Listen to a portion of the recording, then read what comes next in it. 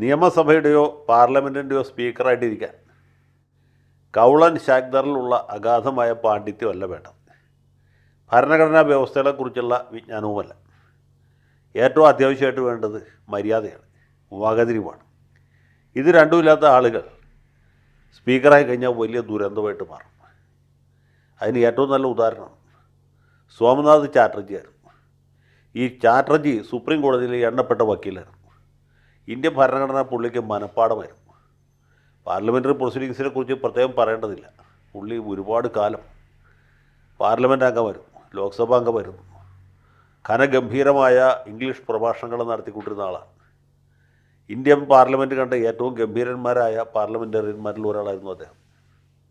അദ്ദേഹത്തോട് സമശീർഷരായിട്ട് ഇന്ദ്രജിത് ഗുപ്തയെ പോലെ, അല്ലെ ജോർജ് ഫെർണാണ്ടസിനെ പോലെ, അടൽ ബിഹാരി വാജ്പേയിയെ പോലെ വളരെ കുറച്ച് പേര് മാത്രമേ അക്കാലത്തുണ്ടായിരുന്നു. നമ്മുടെ ഇബ്രാഹിം സുലൈമാൻ സെട്ടൂരിനെ വേണമെങ്കിൽ ആ കൂട്ടത്തിൽ പെടുത്താം. അത്ര ഗംഭീരനായ ഒരു പാർലമെൻറ്റേറിയൻ സ്പീക്കറാകുമ്പോൾ നമ്മൾ എന്താ പ്രതീക്ഷിക്കുക? ഇന്ത്യൻ പാർലമെൻറ്റ് കണ്ട ഏറ്റവും നല്ല സ്പീക്കർ ഇദ്ദേഹമായിരിക്കും എന്നാണ്. പക്ഷേ ഇന്ത്യൻ പാർലമെൻറ്റ് കണ്ട വളരെ ദയനീയ പരാജയമായിപ്പോയി സ്പീക്കർ എന്നുള്ള നിലയിൽ സോമനാഥ് ചാറ്റർജി. കാരണം ചാറ്റർജിയുടെ പാണ്ഡിത്യവും അദ്ദേഹത്തിൻ്റെ സഭാ നടപടികളിലുള്ള വിജ്ഞാനവുമൊക്കെ മാന്യ മെമ്പർമാരുടെ നെഞ്ചത്ത് കുതിര കയറുന്നതിലായിപ്പോയി എന്നുള്ളതാണ് അതിൻ്റെ ദുരന്തം. CPM-കാരായ മെമ്പർമാർക്ക് പോലും ഇദ്ദേഹത്തിൻ്റെ പെരുമാറ്റവും സംസാര രീതിയും അരോചകമായി. ആരെക്കുറിച്ചും ദൂഷിച്ചു ഒരു വാക്കും പറയാൻ ഇഷ്ടപ്പെടാത്ത നമ്മുടെ സുരേഷ് കുറുപ്പ് വരെ ഇദ്ദേഹത്തെ ചെമ്മില്ല ചെമ്പ കുഞ്ഞിനോടാണ് ഊമിച്ചത്. നമ്മുടെ സെബാസ്റ്റ്യൻ പോളിൻ്റെ കാര്യം പറയാൻ വേണ്ട. ഞാനിപ്പോൾ ആ ഭാഗത്തേക്ക് അധികം പോകുന്നില്ല. എന്നാൽ അദ്ദേഹത്തിൻ്റെ മുൻഗാമികളായിരുന്ന നമ്മുടെ PS സാങ്മ കോൺഗ്രസ്സുകാരനായിരുന്നു, മേഘാലയയിൽ നിന്നുള്ളൊരു മെമ്പറാണ്. അതുപോലെ തെലുങ്ക് ദേശക്കാരനായിരുന്ന GMC ബാലയോഗി. ഇവരൊക്കെ പണ്ഡിതന്മാരെ ആയിരുന്നില്ല.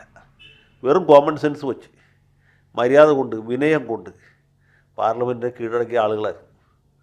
ബാലയോഗി അമലാപുരത്ത് നിന്നുള്ള ഒരു മെമ്പറായിരുന്നു. അദ്ദേഹത്തിന് വലിയ പാർലമെൻ്ററി നടപടികളിൽ വലിയ ഗ്രാഹ്യവും പാണ്ഡിത്യവും ഒന്നും ഉണ്ടായിരുന്നില്ല. പക്ഷേ വെറും മര്യാദ സാർ സാർ സാർ എന്ന് വിളിച്ച് പുള്ളി ഈ പാർലമെൻറ്റ് നടപടികൾ വളരെ ഭംഗിയായിട്ട് നടത്തി. ഇദ്ദേഹത്തിന് ശേഷം വന്ന ആളുകൾ മീരാകുമാറാണെങ്കിലും ശരിയാണ്, സുമിത്ര മഹാജനാണെങ്കിലും ശരിയാണ്, നമ്മുടെ ഇപ്പോഴത്തെ സ്പീക്കറാണെങ്കിലും ശരിയാണ്. ഇവരാരും തന്നെ മെമ്പർമാരുടെ നേരെ ചാടിക്കയറുകയല്ല ചെയ്തുകൊണ്ടിരുന്നത്. ഇപ്പോൾ ഇത് പറയാൻ കാര്യം എന്ന് വെച്ചാൽ ഷംസീറിൻ്റെ കാര്യമാണ്. ഷംസീർ സ്പീക്കറായപ്പോൾ ഞാൻ ഈ പ്ലാറ്റ്ഫോമിലൊരു വീഡിയോ ചെയ്തു. ഈ നിയമസഭാ സ്പീക്കർ എന്ന് പറയുന്നത് വളരെ അപകടകരമായ ഒരു പദവിയാണ്. കാരണം മുഖ്യമന്ത്രിയും പ്രതിപക്ഷ നേതാവും വരെ ഇദ്ദേഹത്തെ സാർ എന്നാണ് വിളിക്കുക. അത് വലിയൊരു പ്രശ്നമതിൻ്റെ അകത്തുണ്ട്.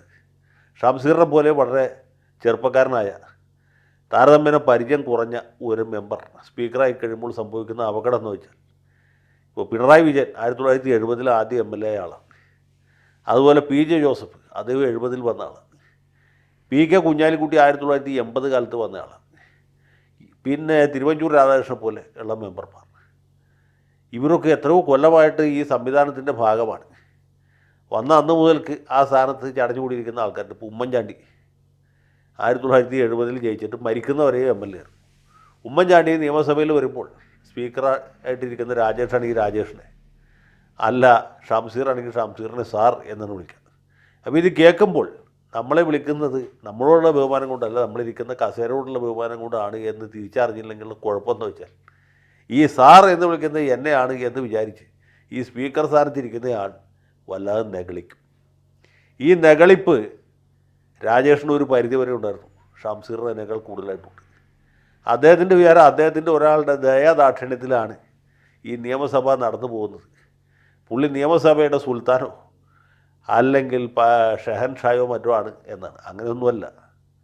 അദ്ദേഹം CPM-ലെ ഒരു പിൻബെഞ്ചുകാരനായിരുന്നു. പുള്ളി നിയമസഭയിൽ പലവിധ കുണ്ടാമണ്ടികളും ഉണ്ടാക്കുന്നുണ്ട് സൂര്യക്കേട് തീർക്കാൻ വേണ്ടിയിട്ട്. ഏറ്റവും വികൃതിക്കാരനായ കുട്ടിയെ ക്ലാസ്സിൽ മോണിറ്ററാക്കുന്ന പോലെ പിണറായി സഖാവും ഗോവിന്ദൻ മാഷും കൂടി ചേർന്ന് സ്പീക്കറാക്കി ഇരുത്തിയതാണ്. പിന്നെ പുള്ളിക്ക് അവിടെ ഒരു കുണ്ടാമണ്ടി കാണിക്കാൻ പറ്റുമല്ലോ. അങ്ങനെ സ്പീക്കർ സ്ഥാനത്തിരിക്കുന്ന ഷംസീറിൻ്റെ വിചാരം പുള്ളി മുഖ്യമന്ത്രിയുടെ തലയ്ക്ക് മീതെയാണ്. പാർട്ടി സെക്രട്ടറിയായ ഗോവിന്ദൻ മാഷ് സഭയിൽ വരുമ്പോൾ പുള്ളിക്കും തലയ്ക്ക് മീതെയാണ്. അവിടെയുള്ള സീനിയറായിട്ടുള്ള കുഞ്ഞാലിക്കുട്ടിയെ പോലെ, PJ ജോസഫിനെ പോലെ, തിരുവഞ്ചൂർ രാധാകൃഷ്ണനെ പോലെ, രമേശ് ചെന്നിത്തലയെ പോലെയുള്ള ആളുകളുടെ, പ്രതിപക്ഷ നേതാവ് VD സതീശൻ്റെ ഒക്കെ മീതെ ഇരിക്കുന്ന ഒരാളാണ് ഞാൻ. എൻ്റെ കൽപ്പനകൾ കല്ലെ പിളർക്കുന്നതാണ് എന്നൊക്കെയാണ്. ഇത് എനിക്ക് പലപ്പോഴും തോന്നിയിട്ടുള്ളതാണ്. ഇപ്പോൾ കെ ടി ജലീലുമായിട്ടുള്ള പ്രശ്നത്തിൽ സംഭവിച്ച ഇതാണ്. കെ ടി ജലീൽ 4 തവണയായിട്ട് ജയിക്കുന്ന ഒരാളാണ്. ആരുടെ അടുത്തും അങ്ങനെ വഴക്കിനോ വക്കാണത്തിനോ പോകാത്തൊരു വ്യക്തിയാണ്. പുള്ളിക്ക് പല ബലഹീനതകളും ഉണ്ട് എങ്കിൽ പോലും നിയമസഭയ്ക്കകത്ത് വളരെ മാന്യമായി അന്തസ്സോടി പെരുമാറുന്ന ഒരു മെമ്പറാണ് ജലീൽ. അദ്ദേഹം പ്രസംഗിക്കുമ്പോൾ 1 മിനിറ്റ് കൂടിപ്പോയി. അങ്ങനെയുള്ള സമയത്ത് വേറെ എന്തൊക്കെ ചെയ്യാം?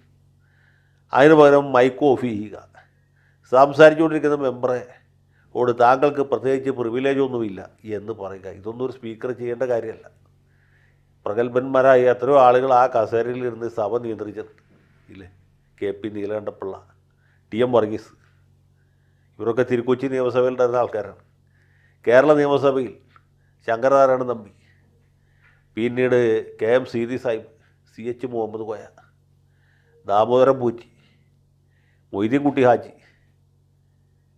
ചെറിയൊരു പീരീഡിലാണെങ്കിലും RS ഉണ്ണി, പിന്നീട് AP Kurian, Varkala Radhakrishnan, VM Sudheeran, G Karthikeyan, ഇങ്ങനെ പ്രഗത്ഭന്മാരായ എത്രയോ ആളുകൾ ഇരുന്ന് സഭ നിയന്ത്രിച്ചാണ്. ആ സ്ഥാനത്തിരുന്നുകൊണ്ട് ഒരു മെമ്പറുടെ മൈക്ക് ഓഫ് ചെയ്യുക, അത് സ്വന്തം പാർട്ടിക്കാരനായ മെമ്പർ, വഴക്കിനോ വക്കാണത്തിനോ പോകാത്ത ഒരാളുടെ മൈക്ക് ഓഫ് ചെയ്യുക. അല്ലെങ്കിൽ താങ്കൾക്ക് ഇവിടെ പ്രത്യേകിച്ച് പേരെടുത്ത് പറഞ്ഞിട്ട് താങ്കൾക്ക് പ്രത്യേകിച്ച് പ്രിവിലേജ് ഒന്നുമില്ല എന്ന് പറയുക. ഇതൊക്കെ SFIക്കാരനായ ഷംസീറിന് ചെയ്യാം. പക്ഷേ സഭാനാഥനായ സ്പീക്കർ അങ്ങനെയൊക്കെ ചെയ്യുമ്പോൾ അതിലൊരു അഭംഗിയുണ്ട്. ഈ കാര്യം അദ്ദേഹത്തിന് പാർട്ടിയിലെ മുതിർന്ന നേതാക്കന്മാരാരെങ്കിലും പറഞ്ഞു കൊടുക്കണ്ടായിരുന്നു. പക്ഷേ അത് പറഞ്ഞു കൊടുക്കാനും ഇന്ന് പാർട്ടിക്കകത്ത് ആരുമില്ല. ഇയാൾ വഷളാകുന്നത്ര വഷളാകട്ടെ, എല്ലാവരും വഷളാകുകയാണല്ലോ. ഇനി സഭാനാഥൻ മാത്രമായിട്ടും മിടുക്കനാകണ്ട എന്ന് വിചാരിച്ചിട്ടായിരിക്കും എന്നെനിക്ക് തോന്നുന്നു. KT ജലീൽ അതിനോട് പ്രതികരിച്ചത് ശരിയായ രീതിയിലാണോ എന്നുള്ള വേറെ ചോദ്യം. ജലീലിന് വേണമെങ്കിൽ വിവരമില്ലാത്തവനല്ലേ എന്ന് കരുതി ക്ഷമിക്കാമായിരുന്നു, പൊറുക്കാമായിരുന്നു. അദ്ദേഹം അതിന് വരെ ഫേസ്ബുക്ക് വഴിക്ക് പ്രതികരിക്കുകയാണ് ചെയ്തത്. അത് അനുചിതമെന്നല്ലാതെ പറയാനില്ല.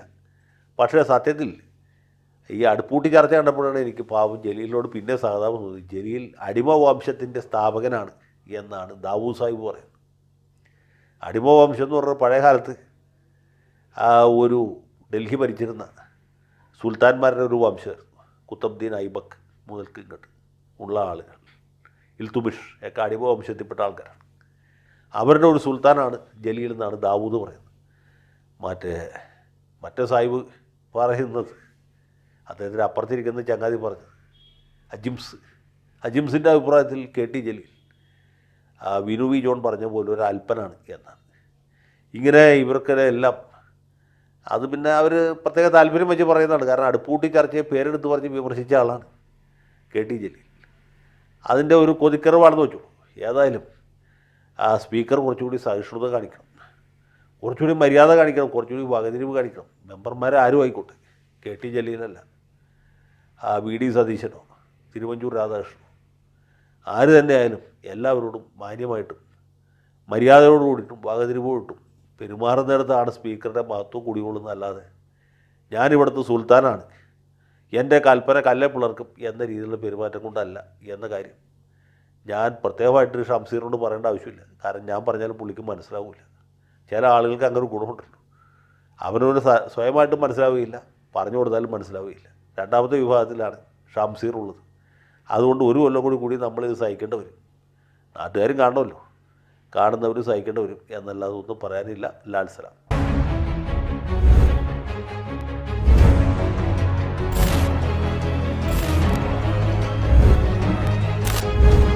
കൂടുതൽ വാർത്തകളും വിശേഷങ്ങളും നിങ്ങളിലേക്ക് എത്താൻ ABC മലയാളം സബ്സ്ക്രൈബ് ചെയ്യുക, ബെൽ ബട്ടണും അമർത്തുക.